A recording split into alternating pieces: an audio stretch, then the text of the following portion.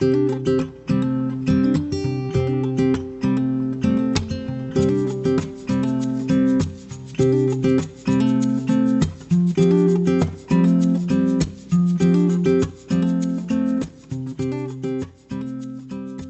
Swaminarayan, welcome to this evening's webinar on Sleep Well, Live Well, Improve Your Health Through Better Sleep. We're delighted to have you join us, and we've got quite a number of you I can see that have taken the time out today, so thank you. My name is Sapna, and with me is Rakesh Bhai. We're both GPs and volunteers in our BAPS healthcare team. This webinar is part of a larger initiative, the BAPS wellNESS. As we all know too well, the South Asian community is disproportionately affected by certain health conditions like diabetes and heart disease, and so promoting a healthy lifestyle from a young age is critical for prevention. We recognise the importance of taking a well-rounded approach to health, addressing both mental and physical aspects. With this in mind, the BAPS Wellness Project focuses on 4 key areas: nutrition, exercise, sleep management, and stress management. This project has been inspired by our gurus Pujya Pramukh Swami Maharaj and Pujya Mahant Swami Maharaj, who have both been very keen advocates of a healthy lifestyle. Their teachings and personal examples serve as an inspiration to us to maintain both a healthy body and spirit. We have also released a new vegan and vegetarian recipe book as part of the BAPS Wellness Initiative. This book is a collaboration from doctors, nutritionists, and our satsangis to create tasty, healthier dishes for people to enjoy the foods they love, and it's available in the Mandir bookstore. Over the past few months, we have taken part in webinars focusing on nutrition, diabetes care, exercise, heart health, and habit formation.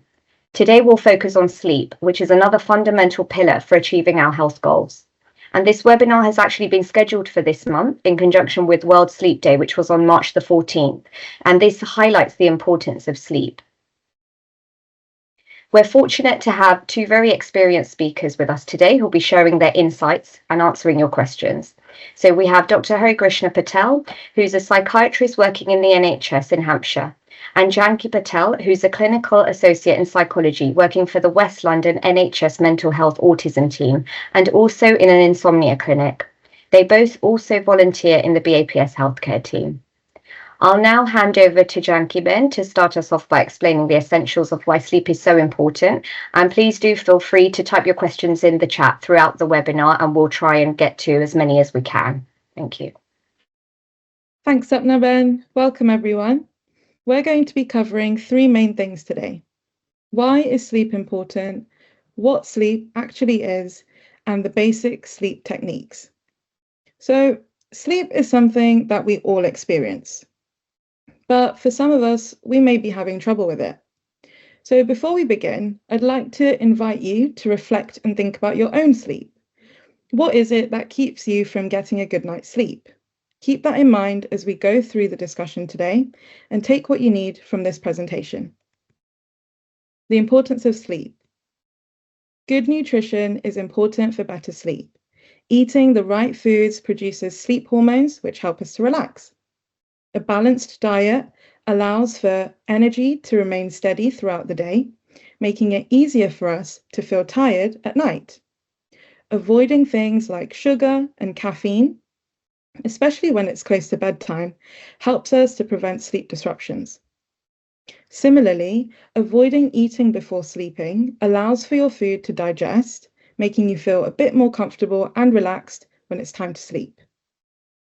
Overall, eating healthy supports your body's natural rhythms and can lead to a more restful sleep. Sleep and exercise. So sleep helps us to recover from our day's activities. For instance, after exercising, sleep helps us to repair our muscles and restore energy. It also helps boost your immune system. When you sleep, your body produces proteins that fight off infections. So if you don't get enough sleep, or you don't sleep at all, you're more vulnerable to the cold or a flu. Sleep and stress. Now let's have a little look at how sleep affects our minds. Sleep is crucial for memory. During sleep, our brain organizes and stores information from the day, making it easier for us to recall this later. Sleep also allows us the ability to learn new things and remember important details. It also allows us to regulate our emotions. So if we don't get enough sleep, we may feel cranky, anxious, maybe even overwhelmed. So getting enough sleep is key to feeling good overall.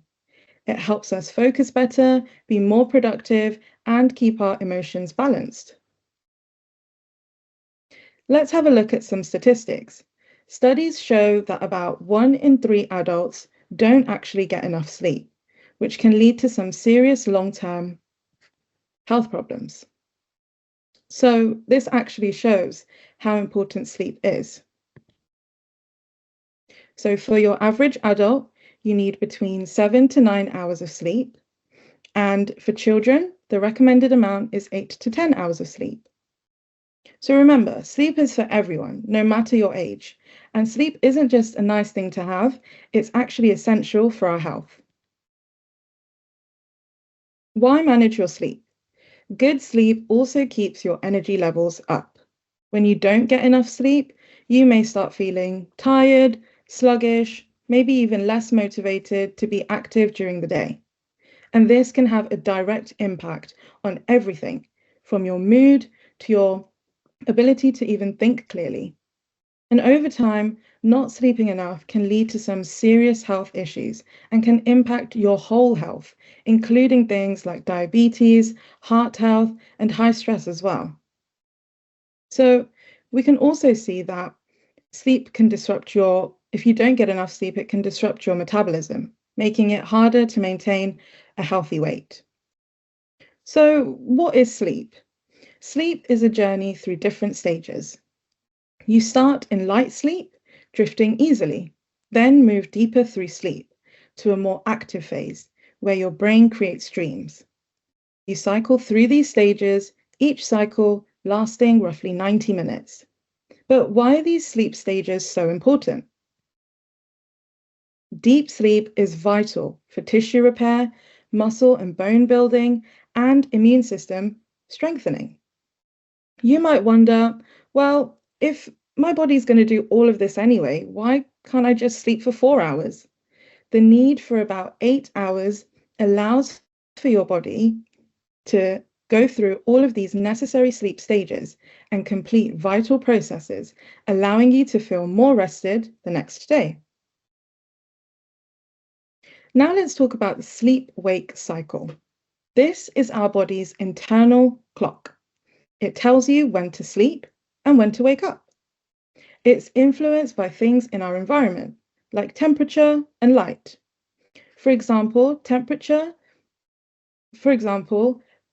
exposure to natural light, especially during the day, can be really helpful as it signals to your body that it's time to be awake. On the other hand, having artificial light, especially from screens at night, can confuse your body and make it harder for you to fall asleep. That's why it's a good idea to limit your screen time, especially before bed. The blue light from devices can disrupt our natural sleep cycle. Sleep drive and wake drive are two forces that help maintain a healthy sleep pattern. The sleep drive is a natural urge to sleep that increases the longer that you're awake. Think of it like a glass filling up with water. The longer that you're awake, the fuller the glass gets. This drive is influenced by a sleep hormone that builds in our brains as we go about our day, making us feel sleepier over time. That's why you might feel more tired as the day goes on, and why when you get a good night's sleep, you feel really refreshed. The wake drive keeps us alert and is affected by our sleep-wake cycle. Sunlight plays a really big role here, and bright morning light helps us to feel more awake, while darkness in the evening signals to our body that it's time to wind down and sleep. Together, both of these drives create a balanced sleep-wake cycle. Disruptions to either of these can lead to serious issues like insomnia or excessive daytime sleepiness. Sometimes we get enough hours of sleep, but we still feel tired. This is because not all sleep is the same. If we don't spend enough time in deeper sleep or dreaming, we can end up feeling really unrested. An inconsistent sleep schedule can also disrupt our sleep-wake cycle, leaving us feeling groggy, even after the recommended amount of sleep. In such situations, we can practice taking different types of rest. The first is physical rest, referring to sleep and relaxation of the body. Without enough deep sleep, physical repair just cannot happen. The second type of rest is mental rest. When you spend your days constantly thinking, problem solving, or stressing, mental rest through mindfulness, meditation, or simply taking breaks can really be helpful. The third is creative rest, essential for those of you who are constantly creating or problem solving. Doing activities that inspire you or allow your mind to wander freely can give you creative rest. Finally, if you're dealing with emotional stress or anxiety, it can really drain your energy. So having chats with supportive friends and family or doing self-care activities can really help to recharge your emotional battery. Recognizing these various types of rest for your body and mind can really help you feel more rested and have a better sleep. So now that we know sleep is important, how can we improve it? I want to share a few different techniques with you. The first is called sleep hygiene. In simple terms, this is creating good habits around your sleep. For example, try to go to bed and wake up at the same time every day, even on weekends. The second is all to do with your environment. Make your bedroom dark, cool, and quiet to help you sleep better. How? You may want to use blackout curtains or an eye mask. You could even use earplugs and even open a window before sleeping so that the room becomes cooler in temperature. Screen time. Limiting screen time about 30 to 60 minutes before going to bed and avoiding blue light can really make a huge difference, allowing you to have a good sleep as well as a mindful evening away from your phone. This next technique is called the 20-minute rule. This technique invites you to only go to bed when you're feeling sleepy. If you can't fall asleep within 20 minutes, it invites you to get up out of bed and do a calming and quiet activity until you feel tired again and ready to try again. Practices like deep breathing or muscle relaxation can also help calm your mind and prepare you for sleep. Along with all of the techniques shared here today, you can also do calming activities before bed, including reading, meditation, or even journaling. All of these techniques shared can create the perfect wind-down routine. In summary, sleep is crucial for our physical and mental health. By understanding our sleep drive and wake drive, we can develop better habits for improved sleep. Making lifestyle changes like maintaining a consistent sleep schedule, managing our stress, and incorporating various forms of rest can greatly enhance sleep quality and our daily energy. Remember, both quantity and quality of sleep matter. To feel more rested, you could try out some of the techniques that I shared here today, such as adjusting your environment or having a calming wind-down routine. Thank you for joining today, and we welcome your questions. Please do use the chat function to ask them. Thank you, Janki Ben. That was really insightful, and you've given us lots of practical tips there. Now, what we're going to do next is we're going to tackle some common beliefs around sleep. So Rakesh Bhai and I will state a common belief, and we'll ask Hari Bhai and Janki Ben to tell us if it's fact or fiction and why. Okay? Perfect, thank you. So first one, quite direct. Can bad sleep actually harm you or even kill you? Hari Bhai? Great question. So indirectly, yes, I would say chronic poor sleep significantly increases your risk of the serious health conditions, so things like heart disease, stroke, diabetes, high blood pressure, all of which are life-threatening in itself. So although poor sleep in itself is not bad, they do lead to life-threatening conditions which can kill. Yeah. Okay, thanks. That gives us a really good perspective on the importance of sleep. And now if we look at one comparing priorities, so would you say it's more important to exercise than to sleep well, Haribai? Great question. So I look at sleep as the foundation for exercise and good nutrition. So think about it this way. If you sleep well, you've got the energy to exercise. When you sleep well, then your muscles are recovering well, and you make the right food choices. So sleep is very, very crucial. It enables the other two. It's not just one of the pillars. It's actually the foundation. It's one of the bases. I would look at it. Thanks, Robert. It's vital to keep all of those things in mind, isn't it, really? So my next question is to Janki Ben. What about naps? Is it okay to take a short nap during the day? Mostly, yes. I myself am an expert napper. However, for many people, a short nap of around 10 to 20 minutes can be really, really helpful and boost their alertness and even their performance without causing any issues to their nighttime sleep. So, mostly, yes. However, if you're suffering from kind of difficulty falling or staying asleep at night, naps, especially taking long ones or late ones, may not be as helpful, and it can actually make your nighttime sleep worse. So, kind of deciding what context applies to you is really, really important there. Thank you. That's really interesting. So, what would you say is the biggest myth about sleep that most people still believe? Maybe if Haribai, you can go first, and then Janki Ben, you can add on.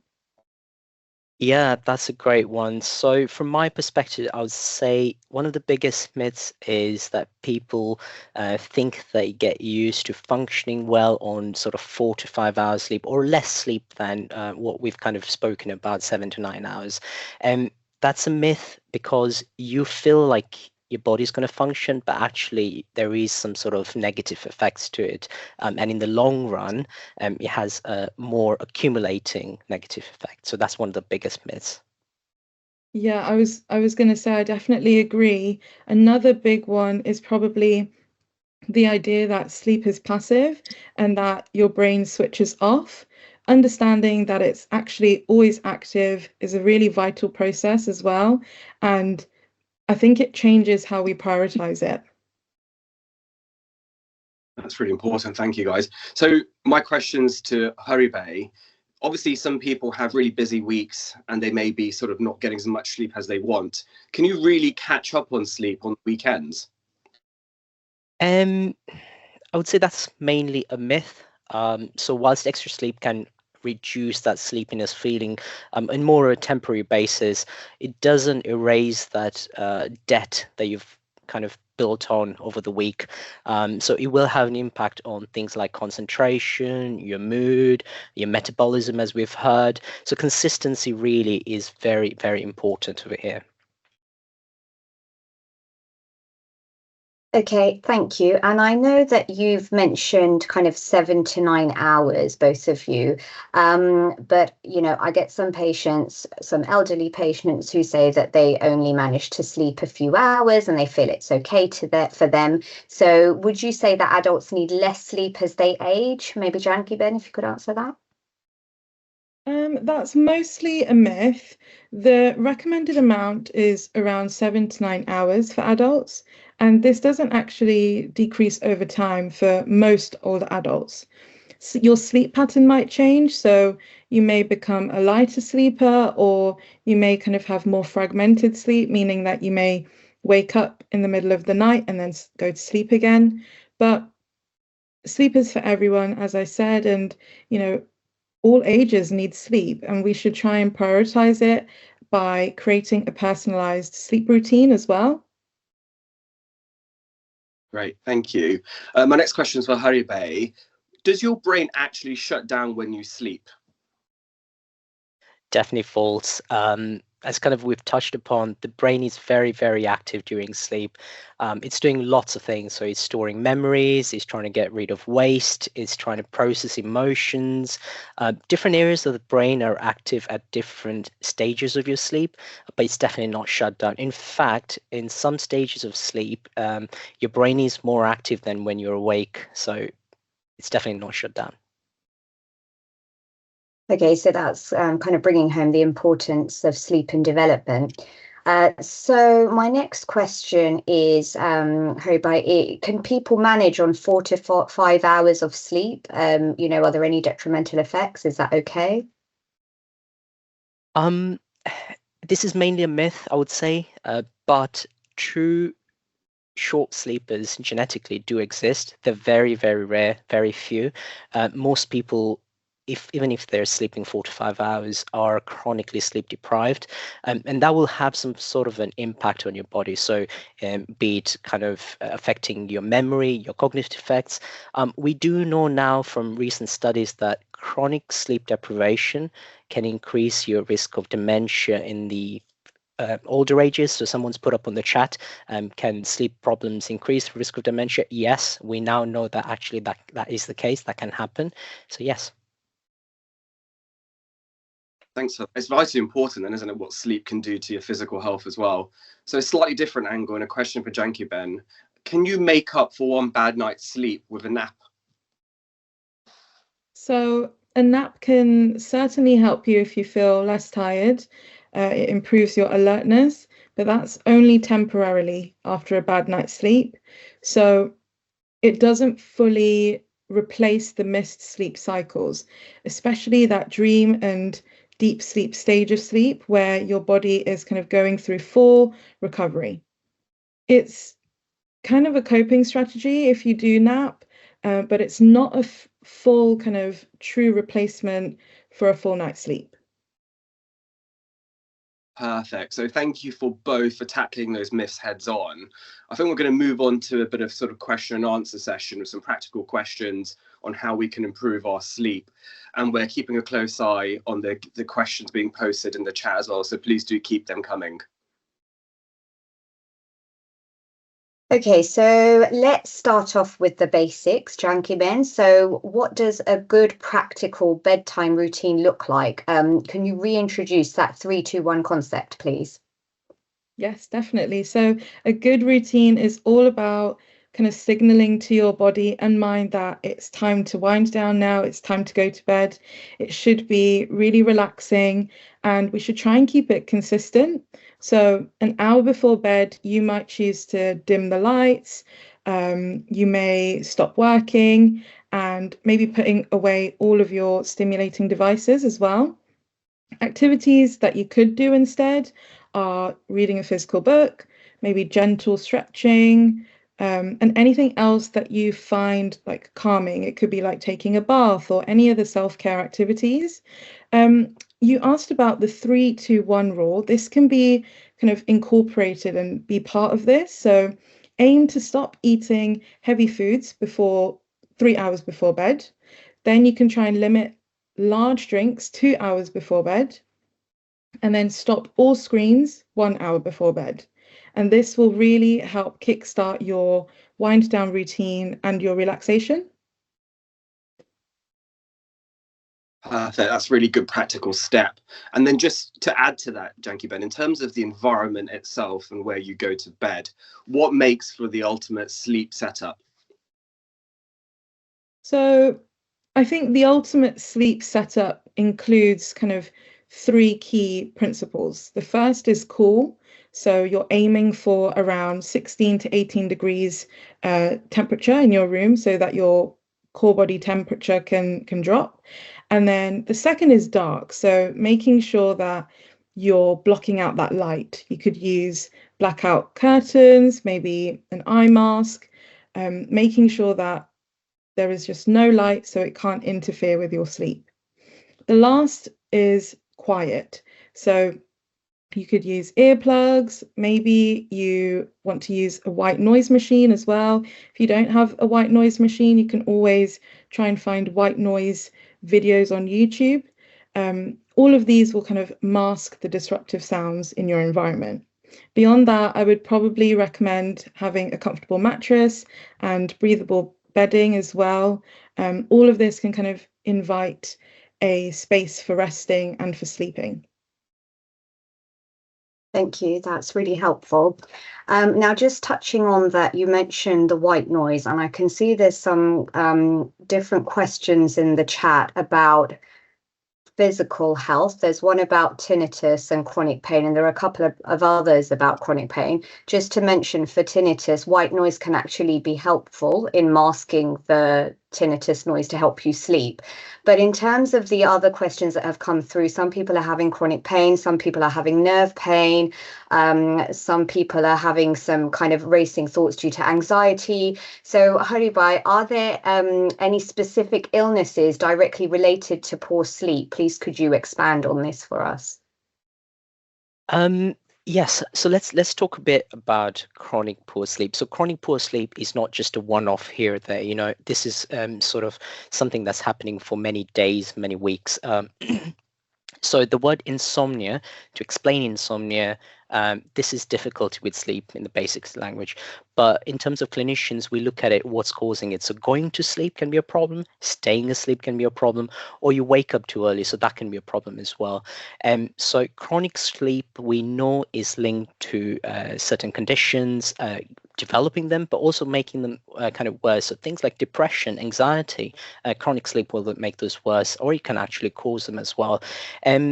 Something else to introduce is an disorder called sleep apnea. So sleep apnea is when you're snoring and then you have these random pauses. You may have come across this in some of your loved ones that have this heavy, loud snoring, and then they have pauses where as if they're not breathing. And that is really important to be aware of, and it can be linked to high blood pressure, heart disease, stroke. It can impact diabetes control, blood pressure control, all sorts of things. So it's important, if you've got this, then you need to try and see your GP to identify what's causing it. Something else, I think it's important, we mentioned the importance of sleep in your immune system. So recently, since COVID, we've had some studies. So for example, if you didn't sleep well the week before a COVID jab, did you know that actually your immune system reduces itself by about half, so up to 50%? So that jab that you had can be ineffective actually, or it can reduce its functionality by up to half, which is, a big number.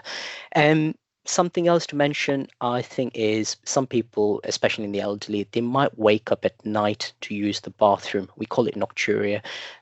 This in itself can be caused by sleeping problems, or actually the other way around. So you waking up too many times at night can affect your sleep.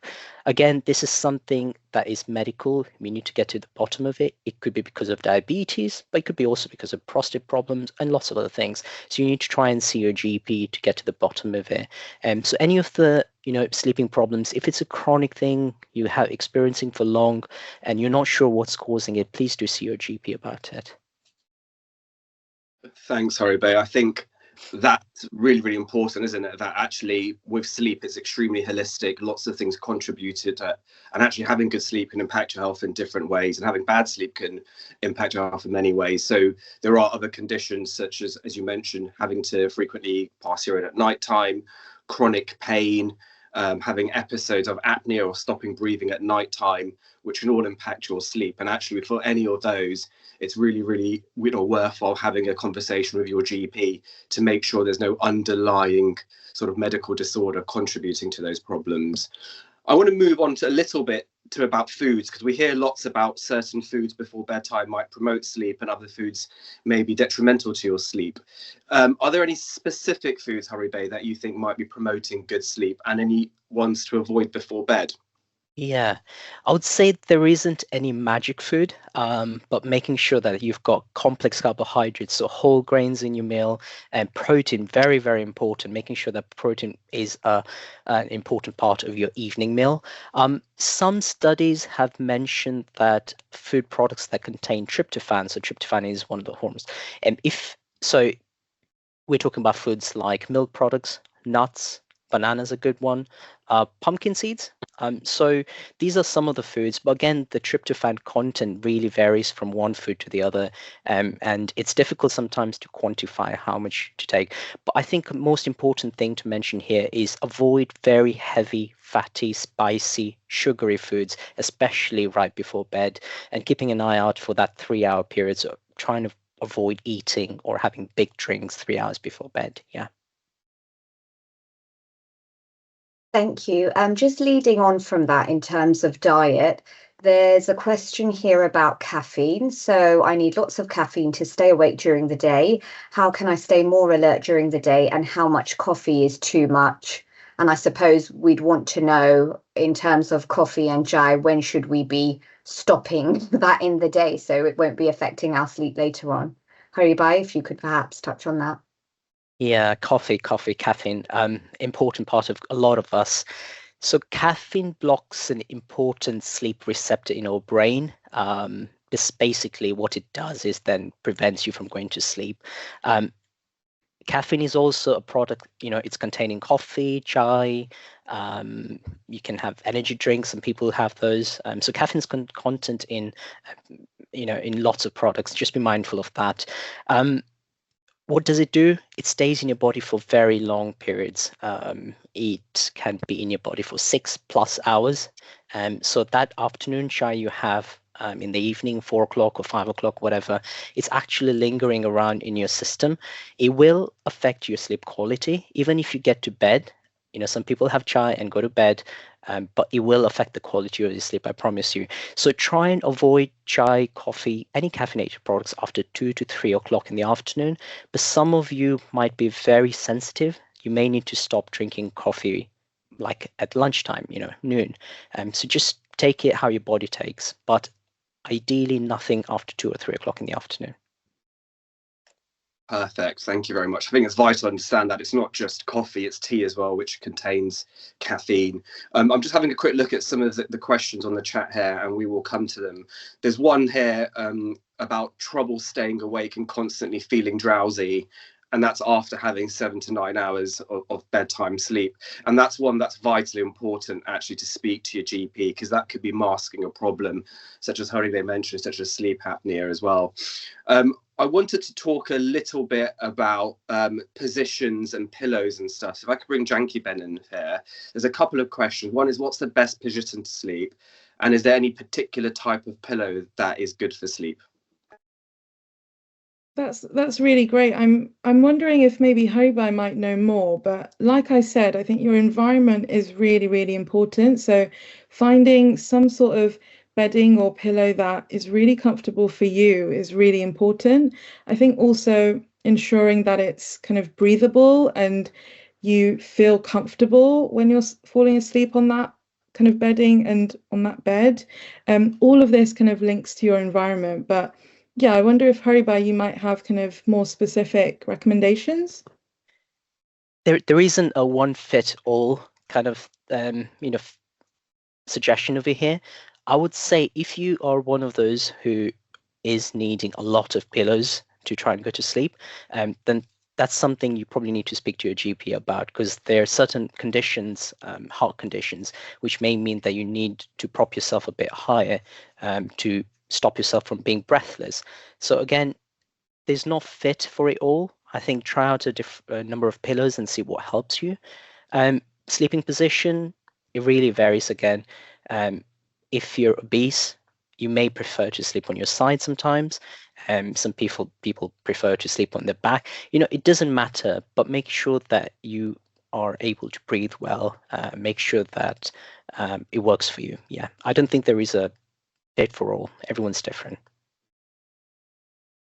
Thank you both. So there's a couple of questions around medication, which I will direct to you, Haribhai. So there's one here. What is your view of sleeping pills and regulating your sleep? Yeah, sleeping pills. I think sleeping pills do have a role, mainly in the short term, I would say. So specific things like very, very severe acute, so short periods of insomnia. They also have a role in people who are going through major stressful situations in life. But again, most important thing to stress here is that it has to be done with a doctor's supervision. There is no long-term solution with sleeping pills. They're going to stop working for you. If you've ever taken a sleeping pill, you may remember that you feel a bit groggy in the morning. That can affect you going to work, if you're studying, if you're driving. You don't want those effects. So we need to then balance the benefits and the risks they have. So sleeping pills, yes, they can be helpful for short periods in certain situations, but again, long-term, not a good idea. In the NHS, actually, the first line treatment for sleeping problems is therapy, CBT. We call it cognitive behavioral therapy for insomnia. It's like counseling. And so if you're experiencing this, please see your GP. They may be able to refer you to your local service who can provide you with that. That's great. And actually, there's loads of resources on the NHS and which your GP can signpost you to. So it's always well worth having those conversations. There's a comment or a question, tips on ways to get sleep when you have anxiety or continuous thoughts. And that's, I think, kind of leads us to a question in terms of how is stress and sleep connected, Harikrishna? It's a vicious cycle, really. So, when you're in highly stressful situations, your body goes into this fight or flight response. So you release certain hormones that actually keep you awake. It does the complete opposite what you want. So you want to go to sleep, but you've got this hormone that's trying to say, keep awake, in danger. So that will keep you awake. But then there is the other problem. When you're awake, you're worrying. You're not able to sleep.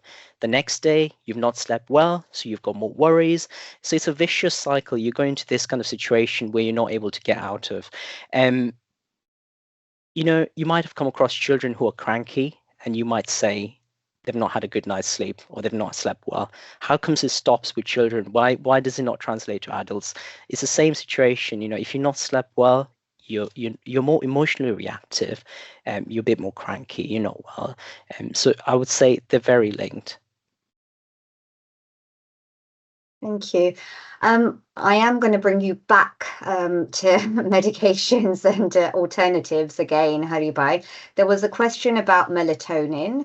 Is that okay to take for sleeping problems? And also, maybe not prescription medication, but what about the other over-the-counter options like herbal or Ayurvedic treatments? What are your thoughts on that? Yeah, melatonin. I think melatonin is an important one. So in the UK, melatonin is a prescription item. I think some of you, if you've been to America, you could get them from supermarkets. But in the UK, it's a very prescription item. It's a hormone that helps regulate that sleep-wake cycle. It can help certain people. So if you're a shift worker, working days and nights and trying to adjust your sleep, it can be helpful. And in some people who've got jet lag, it can be helpful. Again, there is a role in certain younger generations, so people with ADHD, kids, there is a role for them, but you need to get it under prescription. And it's not a fix for general chronic insomnia. Talking about other things, magnesium. Magnesium is a big one. So magnesium is the salt, and they come in different forms. There is a particular one for sleep. It can help sleep. Can help with kind of the relaxation, but the evidence is not very strong, and especially not strong for long term. If it helps you, by all means go for it, but please don't rely on it as for long term. Herbal medications, there is valerian root, there is chamomile tea. Again, the evidence is not strong, and one thing to stress is that the quality of these things really varies. So if you buy from Boots or you buy from Holland Barrett, the quality is completely different. You don't know how much to take. The dosing is not clear. So you've got to be careful about these things. But regardless, make sure you speak to your pharmacist or even your GP if you're taking any of it. Why? Because it can interact with your other regular medications. So you don't want them to stop working or mess around with your other general health. So if you do take it, please make sure you speak to your pharmacist. Thanks, Harikrishna. My next question for Janki, Ben. There's a question in the chat And I suspect it resonates with many people here who are parents and have young children. And I can see someone's expecting a second child here. How do you sleep as parents when you're constantly being interrupted? Is your health doomed? It's definitely not doomed. It is really, really challenging. And, I empathize with parents that are kind of in this phase. And, sleep disruption is really real and impactful. I think the key here is mitigation and also perspective. So, firstly, I would say you can try and maximize your sleep opportunities. You might do this by kind of napping when your baby's napping, or I'm sure some parents already do this, kind of sharing your duties with either a partner or family members. I would say also trying to stick to good sleep hygiene. So sleeping during the times that you can sleep is really, really important as well, considering how limited the amount of kind of time you have to sleep is. I would also say you could probably try and manage stress through supportive networks. So if you have family that can help out, or even some of the relaxation techniques. I think quite crucially, it's important to remember that this is kind of a temporary phase. So, you are resilient and you can kind of get through this, but I would try and prioritize your rest wherever you can. Thank you very much. You will survive, I can say from experience, and I would definitely call people round to just come and give me an hour or two to nap. So that's you're absolutely right. Now I have another question for Janki Ben. So there's a question here about anxiety and continuous thoughts. How can you manage that or try and kind of relax from that to be able to get to sleep? That's actually a really great question. So racing thoughts kind of occur when we're overstimulated or even stressed during the day. And the quietness of bedtime actually allows these anxieties and worries to start to surface without any distractions. So a key kind of strategy that I would recommend for racing thoughts at bedtime is something called scheduled worry time. So this should be scheduled earlier in the day. And for this kind of scheduled worry time technique, you will set an alarm for 10 minutes or 20 minutes. And during this time, you are allowed to worry as much as you want about whatever you're kind of stressed about. And you invite these racing thoughts to come kind of into your mind. But then after that alarm goes off, after the 10 minutes or 20 minutes, we then kind of ask you to put these racing thoughts to the back of your mind and try and let them go ever so slightly. And to help with this, you could do things like mindfulness or even simple breathing exercises at bedtime to try and help calm your mind. And if it is persistent and you feel like it could be kind of significantly linked to anxiety at all, then seeking kind of help through therapy, like Haribai mentioned, cognitive behavioral therapy can be really effective for racing thoughts at bedtime. Thank you. Those are some really good practical tips that we can all kind of use and incorporate into our regime. The question I've got is for Haribai, and I think this probably resonates with everyone on the call in terms of shift patterns and shift work where you don't have obvious sleep hygiene. Is there any tips or any recommendations you could give? Yeah, gosh, those night shifts. Shift work really poses a challenge because it's forcing people to kind of sleep against the natural body clock. So common problems will be kind of struggling to fall asleep during the daytime after a night shift, or being able to stay asleep throughout the thing, your sleep, or you actually end up waking up multiple times. So there are different ways the shift problem affecting your sleep. I think what you're in control over is your environment, as we've kind of touched upon, making sure that it's really, really dark. It's cool as much as possible. You can use the white noise. You can make yourself quiet environment, put on some earplugs. And those are some of the things that you can control. Again, consistency. One thing that I used to do, and a lot of doctors used to do, is after you finish a night shift, you'd put on sunglasses when you're driving home or you're going home. Doesn't matter. That blocking of the light actually is helpful, and the opposite as well. So if you want to stay awake, then do maximize on the light around to keep you awake. Yeah, those are some of the things that I've done.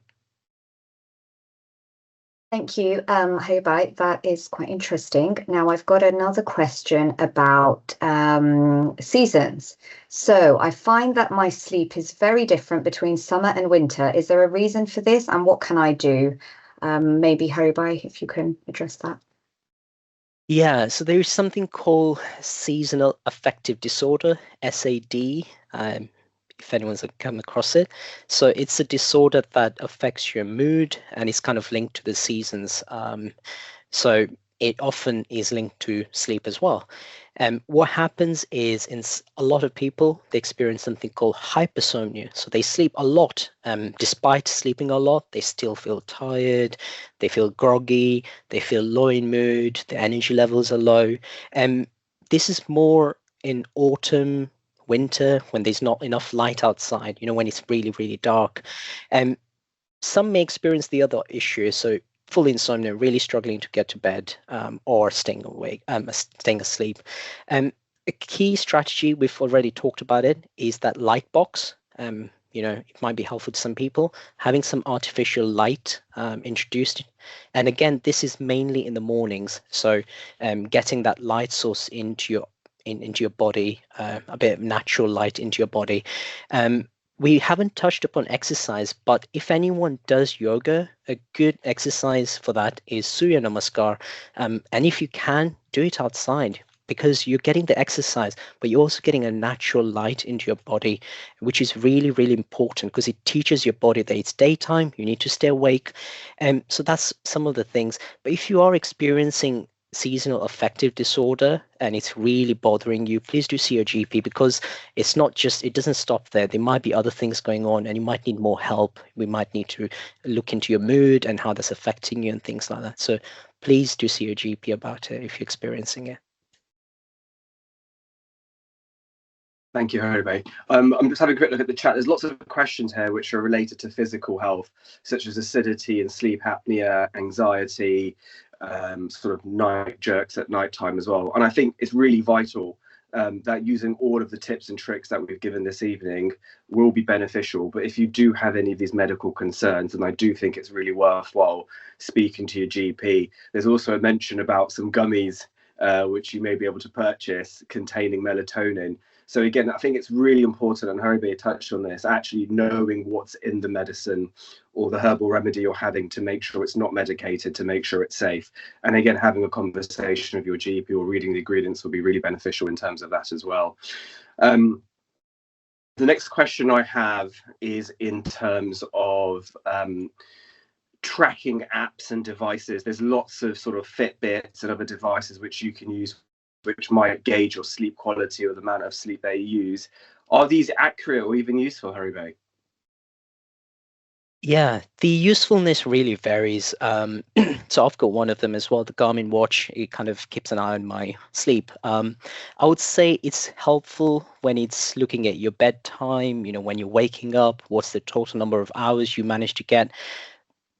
That's important because it can help you make those positive changes that you need in your sleep. Actually, where it's not as helpful is when then it starts looking at complex functions like the type of sleep you're into, so the REM sleep, deep sleep, things like that.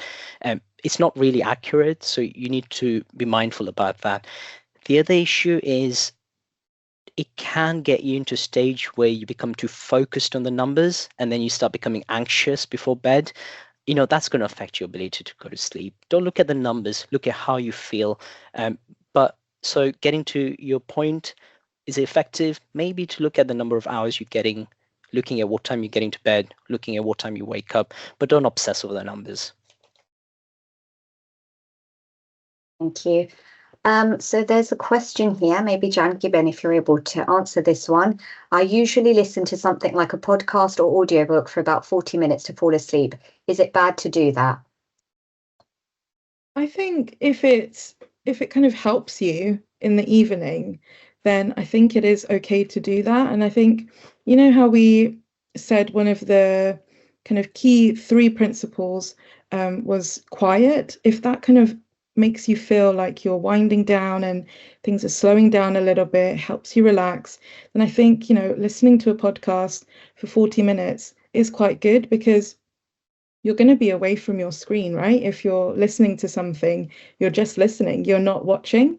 So being away from your screen is actually ticking the second principle as well, of kind of making sure that you're not kind of using screens that close to bedtime, and all of that kind of blue light stuff that I mentioned, where blue light can really disrupt your sleep. So I think if podcasts are helping you feel more relaxed and it's helping you sleep, then I think that it's a great asset and something that you should kind of include in your wind down routine. I think one of the key take-home points here is that actually it's not a one-size-fits-all, isn't it? That some people might find white noise is beneficial, others find podcasts. Some people need 10 hours sleep, some need 8 hours sleep, but it's actually finding what's right for you that allows you to function and get on with your day-to-day tasks. It's a really good question, which I've seen in the chat, but it's about exercise. And can the timing of exercise affect your sleep? And when is the best time to exercise, essentially, to improve your sleep? Maybe that one's for Haribe. Yeah, so regular exercise, fantastic for that overall sleep quality. I think timing does matter, and it can matter, especially for one of those more intense exercises. So if you're doing a HIIT class right before bed, that's going to keep you awake. Your adrenaline is rushing, your body's really warm, and we know that when you're feeling warm, you're not going to get to bed. You need that dip in temperature slightly to get to bed. So it depends on what kind of exercise you're doing. If you're doing a stretch or light yoga moves, then fine. But try and keep those heavy exercises for more in the daytime, or even if it means in the evenings, but not closer to bed.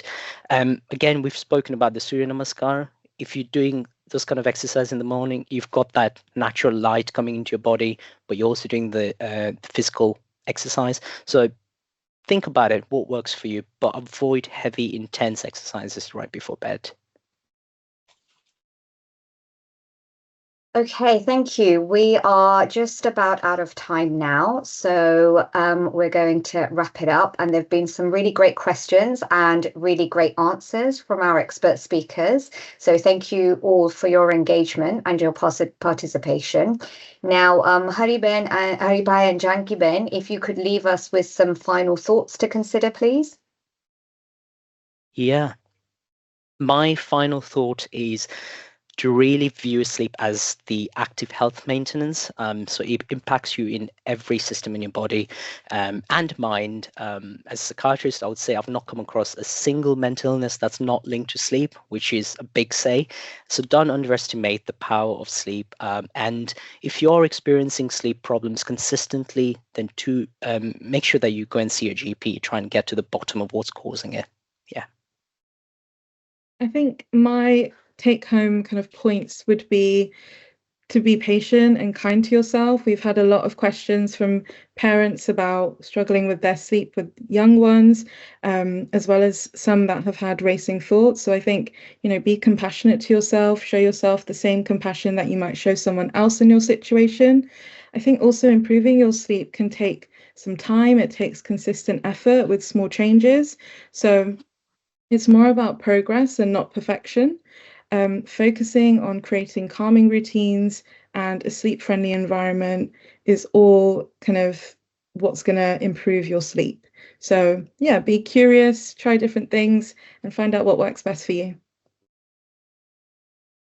Thank you so much, Haribe and Janki Ben, for sharing your invaluable expertise. I think, it's a huge benefit to all of us. And actually, one of the take-home points here is really to prioritize your sleep, make it consistent, make sure the environment's good for you. It's sort of cool, dark and quiet, minimize your sort of light exposure, sort of blue light screens. And one of the fundamental things I've taken away by looking at the chat is, if you've got any health concerns, if there's anything you're worried about, such as persistent sleep problems, then please do speak to your GP. Fundamentally, I think it's really, really key that we all try and make sleep a health priority.